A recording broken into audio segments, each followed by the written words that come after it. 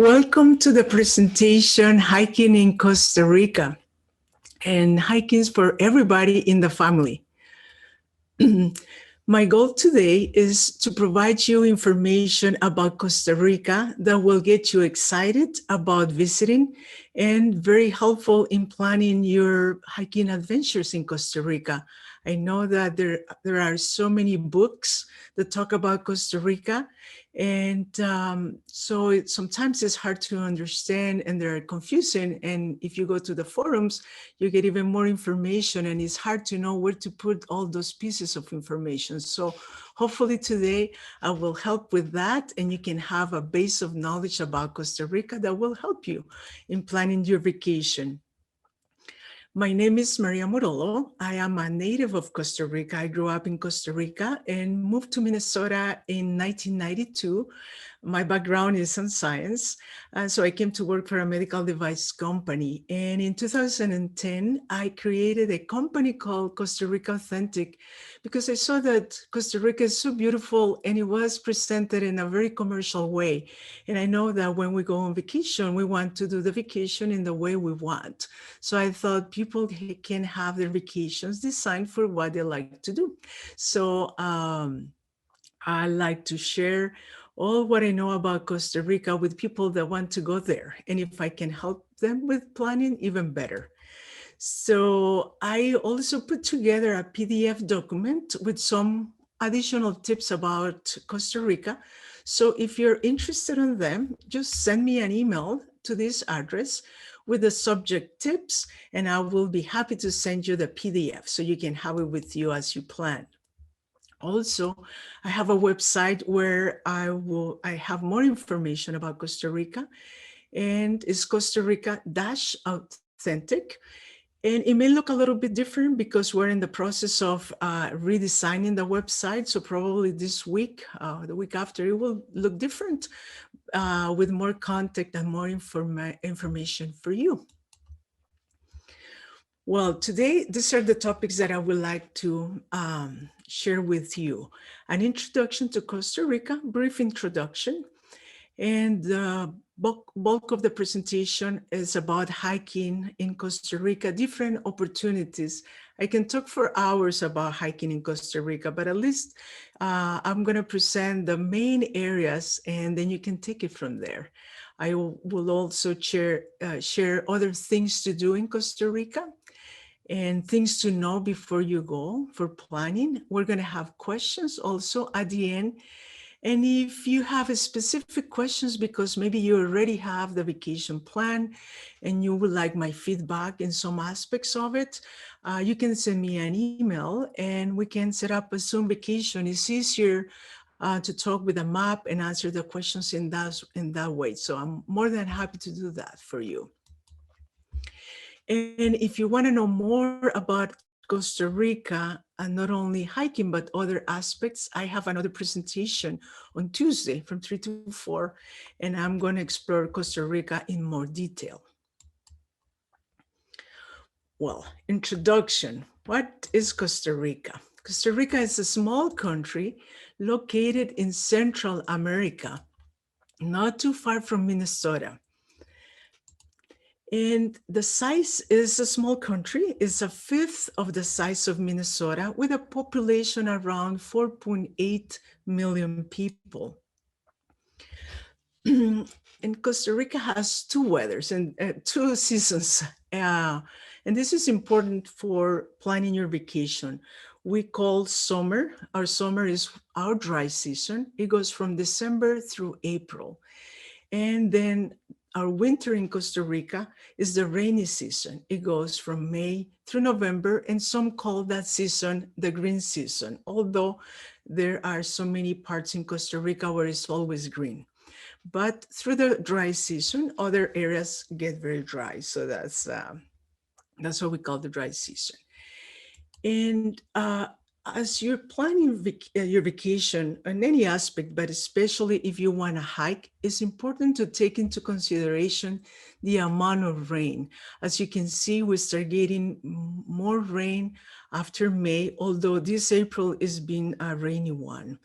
And pay attention to October. It's the rainiest of all, and you should not be planning to visit Costa Rica in October. In terms of the climate, we can see that we can have from 32 degrees Fahrenheit to 95. Why? Because we have high mountains, and we can have dry, we can have humid, cold, and hot. So we have 7 climate regions, and all of this mix. And it's important that when you're planning, you know what are the temperatures or where you're going to go. This takes us to then what is the best time to visit Costa Rica? And I always tell people it depends on the things that you would like to do. In our case today, that is hiking, I recommend that you go during the dry season from December through April. Something powerful about Costa Rica is that it has 5% of the biodiversity of the whole planet. So in 1/5 of Minnesota, Costa Rica packs 5% of biodiversity of the planet. And it doesn't matter where do you decide to hike, you're gonna see beautiful things, trees, plants, wildlife. You're gonna have a great time. Now, I'm gonna talk about hiking opportunities, and I'm gonna mention different areas. So to start providing you with some ideas. So why hiking in Costa Rica is so good? Well, look at this country. It has mountains, 3 change of mountains. The one on the North Pacific is it has not so tall mountains, but the Central Mountains and the Central South Pacific has the highest mountains in Costa Rica. And it has rivers, and it has the Pacific coast and the Atlantic coast. All of that creates fantastic hiking opportunities for people of all levels. And just to present an idea, these are the highest mountains that Costa Rica has. And on all of them, you can have very difficult hikes, you can do trekkings, or you can have some not so difficult. So all of them present beautiful opportunities for you. And then you say, well, but then where do I go? Knowing that you can find opportunities for all levels, I'm going to talk about these 5 specific areas: the Cerro Chirripo, Corcovado National Park on the Osa Peninsula. And I'm going to talk about 2 cloud forests and the Highlands, and then I'll mention some other individuals ones that will get you enough information for you to start planning. Okay, the Chirripo National Park is one of the most beautiful areas of Costa Rica because it's the highest peak that we have, and the nature and what you see is just fantastic, just on climbing from where you start to where you finish. There are 5 ecosystems with all these different kinds of forests that you are going to see as you start going up the mountain. And where is located? So it's located a little bit on the central part of the country, a little bit south. And this hike, I've seen people of all levels doing it, but I think that you need to understand so you can prepare.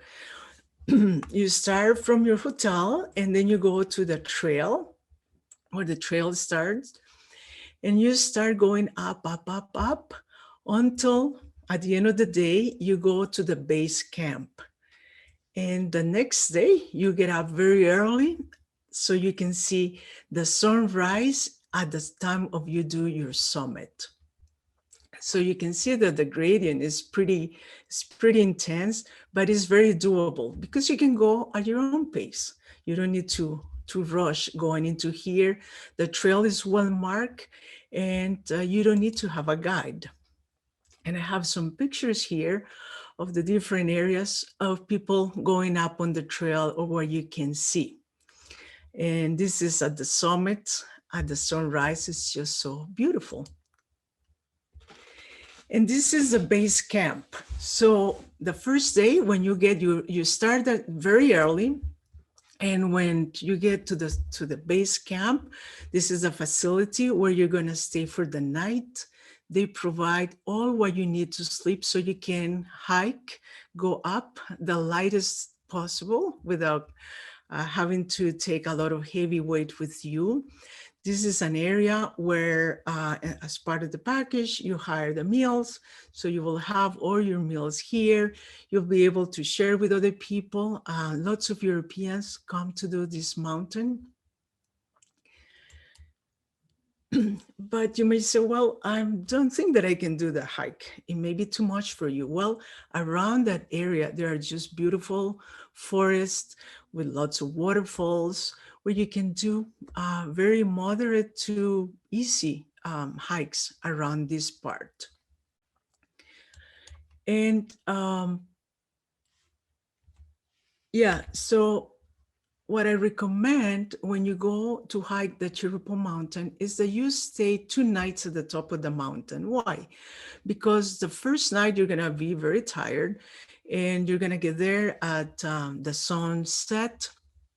It's going to be dark. The next day, you get up, you go to the summit, and then since you're already there, you will be able to explore beautiful trails around the mountain on the top that are very unique, and they can be done just when you are at the top of the mountain. And then the third day, you just descend to your hotel and then to continue with your vacation. Okay, the second park that I have for you is Corcovado National Park. And this has been declared by National Geographic one of the most biodiverse places in the world. And it's very beautiful. As you can see, in comparison to the other mountain, you go from sea level to above 2,000 feet. So this is more of a flat hike. And this is where it's located on the Osa Peninsula. The beauty of this park is that you can do one hike to the park. It's just a day hike. And you go through a river that during the rainy season, you can't go through it because it gets super full of water. But in the summer, in the dry season, you'll go on a vehicle like this if there are multiple people in your group, or if there are just few of you, your guide will take you on a small car. And this is just to get you to the entrance of the park. And around this journey, you're gonna see a lot of wildlife. And then you start hiking, you go to a waterfall, probably have some picnic meal, hike back and come back to your hotel. This is a beautiful way to do it if you don't want to spend too many days on the park. And if you just want to do a moderate hike, I would say this is a moderate hike. It requires some effort. But if you want to hike into the park and stay there a couple of nights, I highly recommend to do that if you can do it, because when you're there, you're going to be able to see more wildlife. This park requires that you have a guide. And so you hike into the park and you go and check in, and then you can go with your guide to do other trails. You sleep there, and in the morning you get up early and do different trails. And the guides are very knowledgeable. As you can see in this picture here, this is a very complex park in terms of navigation. And many people got lost. And so they decided that the people going into the park needed to do with a guide. And this is the tapir. And in Costa Rica, the tapir is in many areas. It was a hunted species, almost an extinction, and it's coming back. But here in the park, they come to you. It's the only place in Costa Rica where you can see the tapir in an easy way. They almost come to your area here. So when you stay here, this is a national park structure managed by the national park, and you have these bunk beds protected. So if there are mosquitoes, they're not gonna bother you. And in this area also, they will serve you the meals. So it's a fantastic park to go if you can explore. Not a lot of people go there because not a lot of people go to the South Pacific. But if you can do it, you will have a fantastic time.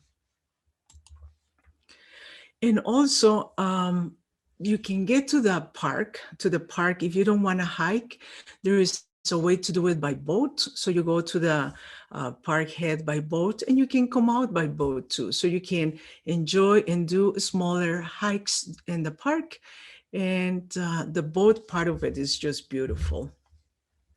Okay, now we're going to go to the cloud forest. Costa Rica has many cloud forests. The most known is Monteverde, that we'll talk a bit later. And one of my favorites is San Gerardo because it's not as busy as Monteverde. It's visited mainly for people that are bird watchers, well known to bird watchers because there are so many species of birds there. And the quetzal, a beautiful bird, lives on that forest. And San Gerardo, the town, is surrounded by the park Los Quetzales that has all kinds of hiking opportunities. I'm gonna tire you repeating that, but every area you can have difficult hikes or not so difficult hikes. So this is the area where this cloud forest is. And the cloud forest is mystic because you can have a sunny day and all of a sudden the clouds just come down, and it provides a beautiful, beautiful feeling when you are inside that forest. And it happens in all the cloud forests in Costa Rica. So this is some of the trails that you can do. As you can see, it's always recommended to do it with guides because they do it all the time.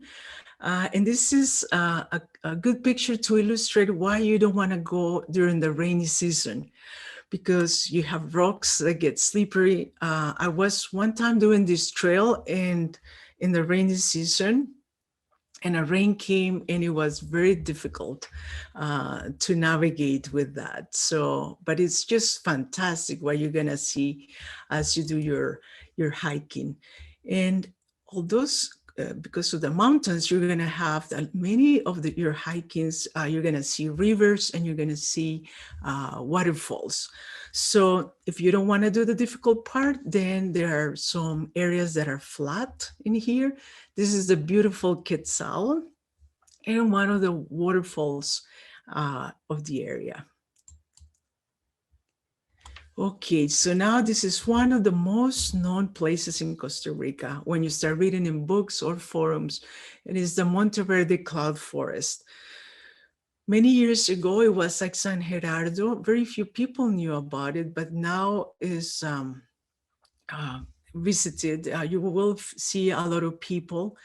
And there are three main forests here. When you start reading, it's going to be the Monteverde Cloud Forest, Santa Elena Cloud Rainforest. It's a rainforest, but it's a cloud forest too, and the Children Eternal Rain Cloud Forest. Where are these located? These are located on the north part of Costa Rica, on this chain of mountains that are called the Tilaran Mountains. And this is what you see. Again, rivers, very green. Cloud rainforests have a very green trees, and everything is very green. And one of the things that the government of Costa Rica is pursuing is that people that have less ability to walk for long distances, they can have access even a little bit to this forest. So you may see some flat trails, so people can visit with wheelchairs, so they can get a little sense of that. beautiful forest. Monteverde is also well known for the hanging bridges. There are many places in Costa Rica that have hanging bridges, but Monteverde is one of the most known for that. This is a fun way to go on top of the trees, and it's pretty flat too. So it's like a nature walk. Very easy to do. And these some others, as you go deep into the forest, you'll see this type of waterfalls, and the trails become a little less flat. And if you are lucky and it gets clear when you may be able to see the famous Arenal volcano. You could, only when it's very clear, but it's possible to see it. Okay, this is another area that I would like to share with you. Definitely not many people visit this place, is the Highlands. And usually here is where the Costa Ricans go for hikes. Is the heart of the agriculture and dairy industry. Very friendly people live in this area. So we're talking about this section of the country. And these are some examples of the trails that you can find and some of the parks that are in the area. As you can see, very easy to do. For if you want to do a short trail, in this area, there are some ones that are very easy to do, an hour or two, and not a lot of mountain to hike in here. In this area, it's very picturesque because you have the farms.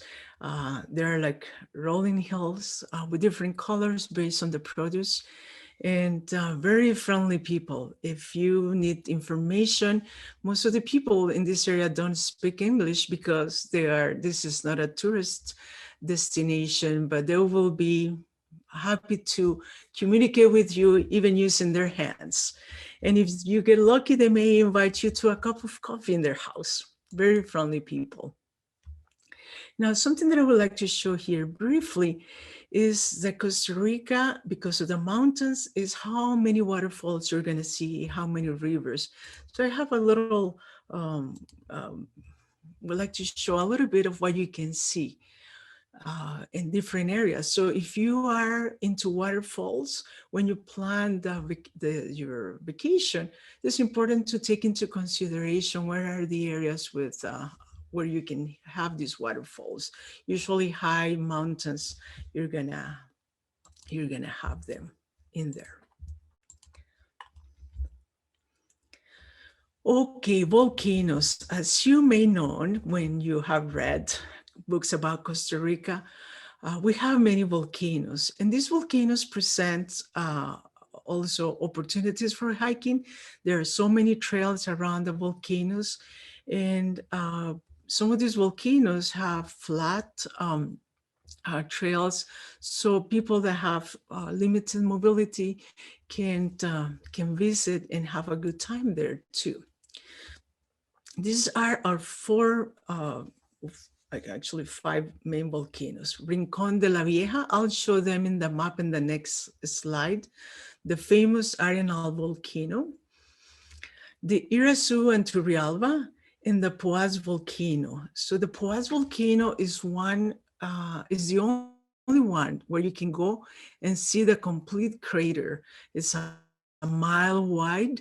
So you go to the top, and this picture was taken from the observation point. The Irasu volcano has some lakes that sometimes they get dry, but sometimes you can see them. And this is on the horizon, we can see the Turrialba volcano, the Rincon de la Vieja, and the Arenal. You cannot go to the top of the volcano and see the crater. So Rincon de la Vieja and Arenal are on the north part of Costa Rica, and the Poás, Irasu, and Turrialba are in the central part of Costa Rica. There are no volcanoes on the Talamanca chain of mountains here, where the Chirripo mountain is. And here, this is some examples that you're gonna see. This is the Poás volcano. It has a lake, and you can, on the paved trail, walk from the visitor center to this small crater of the volcano that is a lake, not active. And this is around the Turrialba volcano, the hikes that you can have. And this is a crater on the Irasu volcano. It's all filled with sand, and I have some people here so you can imagine how big this part is. And it's fantastic for family with kids because the kids can run, and for a long time, it's very family friendly. So this is just an example of what you can do on the volcano areas. In every area, as I said, they are more difficult or easier for you. So now I have some other hiking opportunities. This is going to be a mix of places. So Manuel Antonio National Park, a very famous park, mentioned a lot in books about Costa Rica. It is beautiful. It's a small park. And if you go, it's important that arrive in the morning because when there are no crews going to Costa Rica right now, but in times when the crews are active, is visited by people from the cruise, and all of a sudden you are in this intimate nature, and you may see suddenly 300 people around you. But if you go early in the morning, if you are in the area, there are many nice hikes, and you can go to Point Cathedral where you can see all this beautiful part. Another area that is not well known is the coffee plantations. The coffee plantations are in the way to the San Gerardo cloud forest that I mentioned earlier. And it's just beautiful because it's just so green. People that are familiar with coffee know that the Costa Rica Tarrasu coffee is one of the best coffees. And there are so many places to go and to visit. And you can visit a plantation, and you can plan some hikes on these mountains that are beautiful. Another one, not visited by many people, Costa Ricans do, is called Braulio Carrillo National Park. It's a mix of cloud and rainforest, and it has 32 miles on the park of trails. And it is beautiful. It's close to San Jose, less than an hour from San Jose. And it can be a day trip if you stay in San Jose that night to visit that park. It's just beautiful. Another area that sometimes people don't think about it are the beaches. Why? Because when the tide is low, then you can walk for miles. You can walk for hours. And sometimes people tell me, Maria, I want to go, but I don't want to spend time at the beach. Well, this is a nice way to do it because you hear the waves. If you don't like to get in the water, you don't go in the water, but you can take advantage of the sound and the beauty of the beaches as you walk. The key thing here is that you check the tides, because it just happens on the high tide. For example, this beach will be completely covered. And the Rincon De La Vieja volcano has boiling mud pools that are interesting to go and visit when you're in the area. And I tell people not to overlook the nature walks, especially the bird watching. Why? Because when people go on a bird watching tour for 2 or 3 hours, you don't move much because they select areas where there are a lot of birds. So without having to walk, it's usually pretty flat and very nice to do. And also, even if you are not into birding, I highly recommend that if you are in Costa Rica to take one of these bird watching tours, because you're going to see beautiful, beautiful birds and take the opportunity to do a nature hike. So as I have mentioned, There are many options of hiking for everybody in your family. Everybody will be happy at the end. Okay, before I move to the next topics, other things to do in Costa Rica, I wonder if Adam has any questions that you may have asked. If not, Will can answer those at the end too. Okay, so I don't see Adam, so we'll continue. Other things to do in Costa Rica. Of course, you can mix your vacation. You may have more emphasis on hiking, but you can do other fun things in Costa Rica, such as adventure, zip lining, mountain bike. If you're into mountain biking, there are so many great places to do that. Actually, Costa Rica is the host of one of the biggest mountain bike races in the world. And you can do some rappelling, and you can also do fun water sports. Rafting is fantastic.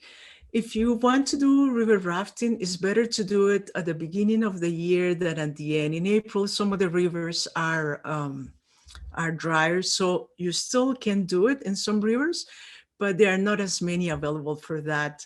And if you have a dream, if you love surfing, Costa Rica is fantastic for that. And if you would love to learn to surf, also, because there are some people that teach you how to surf at least one wave and have that unique experience. Paddle boarding, kayak in the ocean is fantastic too. And of course, snorkeling. And bird watching, as I said, I always tell people, give it a try. Some people tell me, I'm not into birds. And I know that sometimes the people that are into birds, they go to Costa Rica just to see birds because there are so many and so unique. But you can do a couple of hours of the bird watching. Usually people who do one of those bird watching tours are not the people that are a lot into birding. They're just people that want to learn a little bit about the birds of Costa Rica. Highly recommended. And some people go to Costa Rica now for photography because of all this nature, all this wildlife. They're great photographers, great teachers. It doesn't matter if you have a cell phone, they'll teach you. Of course, if you need wildlife photography, you're gonna require cameras with zooms. Maybe you have that camera there that haven't used. You feel intimidated sometimes for the intensity of other photographers, where you should add that to your vacation. And we're coming now to things to know before you go. It is important to know a few things as you plan, especially on hiking. I recommend that you bring shoes that have good support.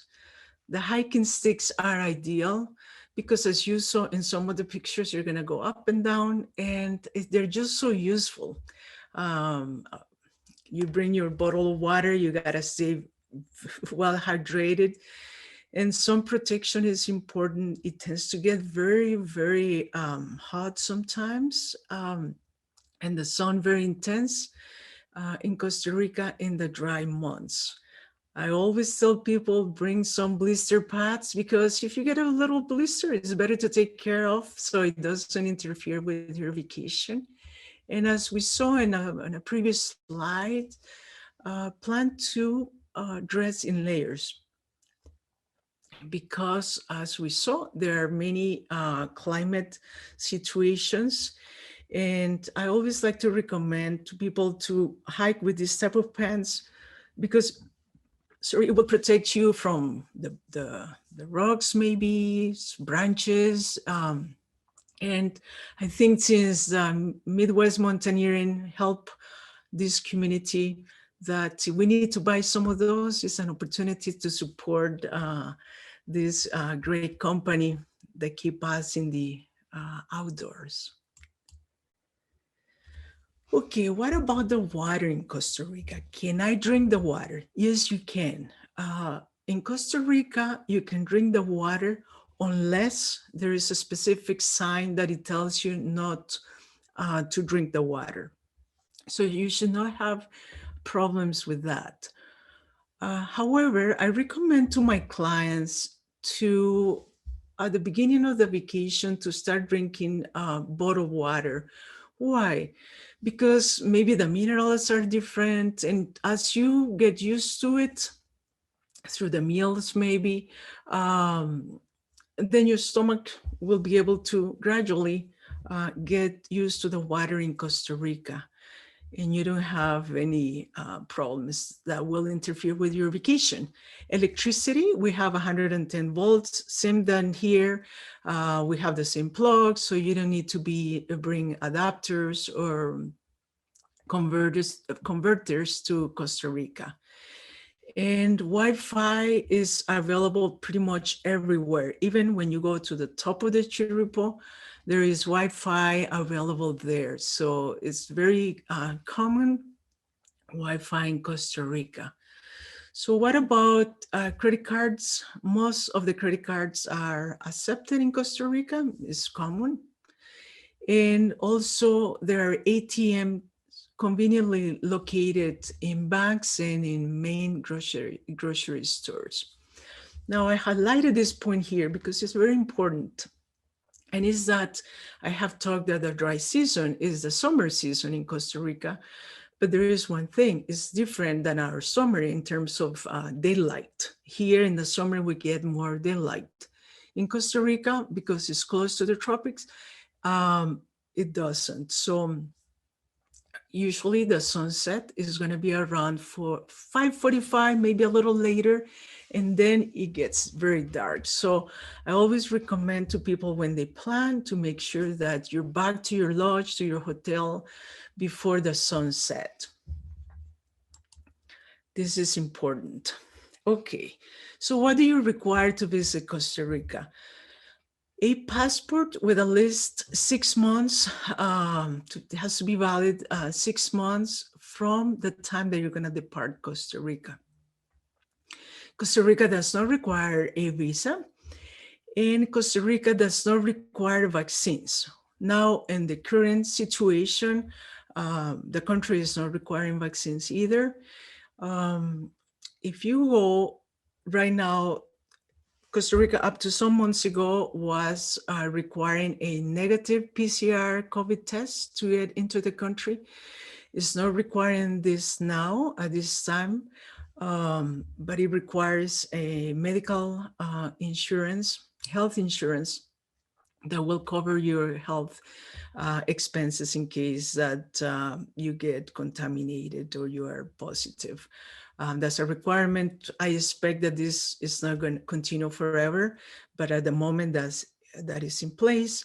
And also the government of the United States requires that when you get back to this country, you need to have a negative test for COVID.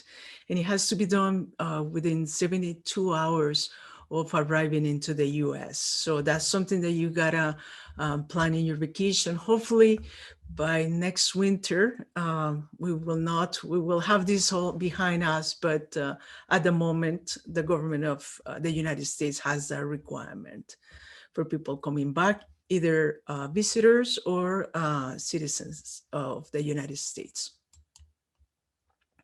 Okay, a little bit about the airports. You start doing the research, you start getting checking airfares, and you're gonna see that there are 3 airports. The main airport is the SJO, it's in San Jose. Most of the flights go there. It's the airport that has more number of flights. But there is another one that is called Liberia. And I always recommend to people that if you go to Liberia, try, and I have a slide later to do that, but try to do all your activities on Liberia. Sometimes there are some tickets that are cheaper going through Liberia, but people want to do the activities in this area. So they're going to spend a day coming here and a day coming back. And at the end, the savings may not be as they seem. So if you go to Liberia, try to stay in this area. And the other airport that you'll see is the Tobias Bolaños. It's in San Jose and is for local flights and also for private jets. They come to this airport. What about the airlines? Pretty much everybody goes to Costa Rica. All the airlines travel. Some airlines like American Airlines and Delta have multiple flights a day from different direct flights from uh, from their hubs. Delta used to have a direct flight from here. Sometimes they do to Liberia, but not to San Jose, at least not at the moment. Okay, what about renting a car? Most of the rent-a-car companies that you know are in Costa Rica, so it shouldn't be a problem. There are also local car companies. So what about driving in Costa Rica? I tell people, if someone can drive for you, you should not drive in Costa Rica because it's not going to be the more fun part of your vacation. Costa Ricans are very aggressive drivers, and sometimes they take the law as a guidelines, and they cause a lot of trouble. So if you decide to drive, make sure that you drive very carefully and defensively. I recommend that you rent a four-wheel drive. Some roads in Costa Rica are not in the best shape. So, and that you go fully insured. Usually when the company gives you the price, sometimes they don't show the insurance. There is an insurance that you need to have for sure, and it's mandatory by the government, and it covers third parties. It doesn't cover your vehicle, and it doesn't cover the people in your vehicle. It covers just damage to the property, third-party property. And it depends on the size of the car, but it's around $15 per day. And so I have here, sorry. Do not drive at night. Why? Because the roads in Costa Rica are not well marked. Some are not. And you may be going into a highway and all of a sudden there is no marks. So if you are at night and you're driving in the mountains, it will add extra stress. And since you're on vacation, it should be stress-free. So make sure that you're back to your hotel before the sun sets. Now, where to go? I always tell people, Costa Rica is a small country, but it takes longer to drive the same distance that we do here. So this is my recommendation. I divide the country into this area and this area here. I'll talk later. But if you like a lot of the beaches, then you can go to Liberia.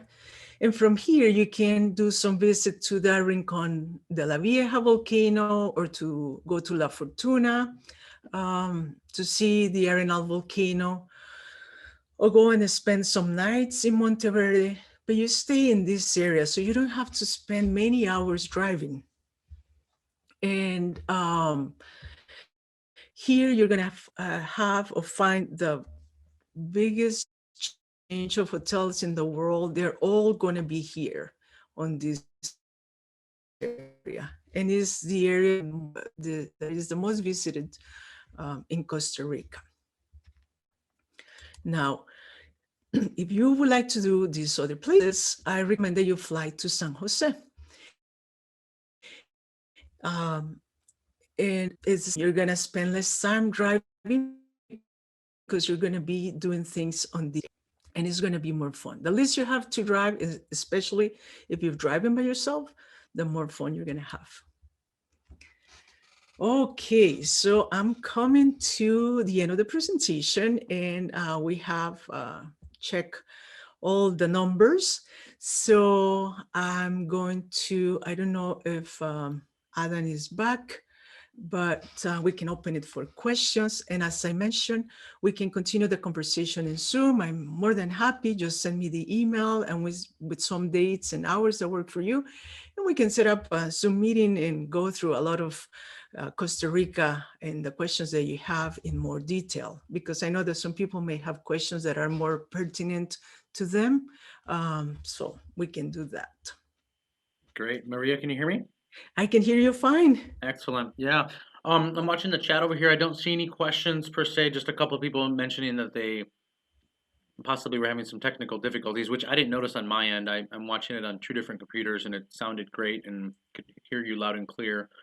So I hope their issues got fixed. Lots of great And info there. also this video is going to be posted on YouTube on the Midwest Mountaineering website. So if people had some issues, they can watch it there later. Exactly. Yeah. I mean, because as I've been watching here, it's been very clear, and the slides have all been coming nice and clear and crisp. So, like I said, hopefully their issues got resolved. But these are being recorded. They'll be up on the YouTube page probably within about 48 hours, or hopefully less. And then also on the Expo page under the previous tab, and that would indicate presentations that have already been presented. They'll be posted there as well. So.